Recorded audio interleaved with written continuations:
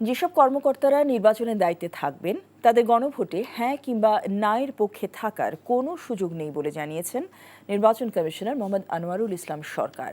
দুপুরে নির্বাচন ভবনে তিনি জানান, নির্বাচন নিয়ে কোনো শঙ্কা নেই, অবাধ, সুষ্ঠু ও নিরপেক্ষ নির্বাচনের জন্য প্রস্তুত নির্বাচন কমিশন।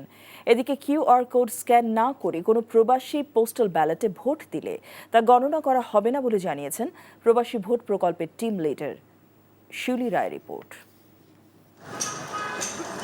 ভোটের বাকি আর মাত্র 15 দিন। তার আগে পুরোদমে ব্যস্ত সময় পার করছে নির্বাচন কমিশন। প্রতিদিনই কমিশনে এসে বিভিন্ন অভিযোগ করছে রাজনৈতিক দলগুলো।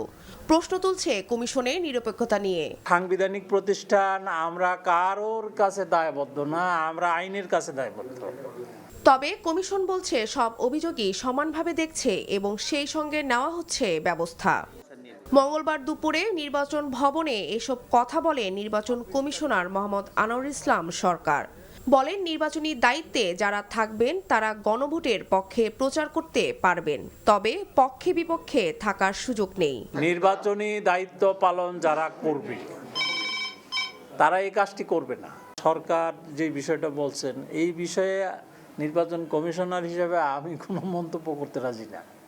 আর ফেনীতে জেলার আইন শৃঙ্খলা রক্ষাকারী বাহিনী, সেল এবং ভিজিলেন্স ও অবজারভেশন টিমের সঙ্গে মতবিনিময় সভায় ইসি সানাউল্লাহ বলেন, নির্বাচনে ভোট গ্রহণ সংশ্লিষ্টদের কারো পক্ষপাতিত্বর প্রমাণ হলে পরিণতি খুব খারাপ হবে। নির্বাচন কমিশনের পক্ষ থেকে আমি আপনাদেরকে একটি মেসেজ দিতে চাই, অতীতেও দিয়েছি।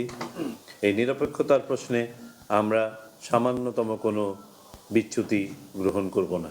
কোনো ধরনের নির্দেশনা কখনোই দেয়া হবে না যা পক্ষপাতিত্বমূলক বলে ইন্টারপ্রেট করার সুযোগ আছে। ইসি জানিয়েছে, এখন পর্যন্ত পোস্টাল ব্যালটে ভোট দিয়েছেন প্রায় 4,25,000 প্রবাসী। তার মধ্যে দেশে পৌঁছেছে প্রায় 21,000 ব্যালট। শিউলি রায়, এনটিভি নিউজ, ঢাকা।